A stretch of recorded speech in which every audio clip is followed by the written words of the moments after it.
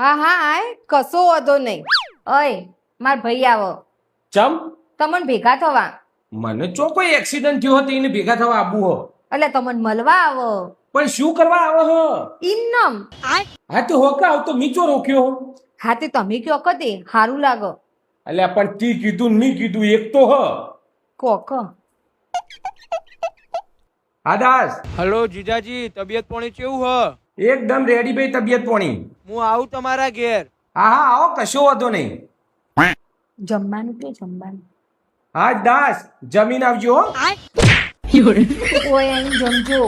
એવું કહું? ઓવો હા દાસ જમવાનું લઈને આવજો અને ઓય આવીને જમજો હો. એવું નહીં ઓય આયેલું રોધેલું જમજો ઇનકો.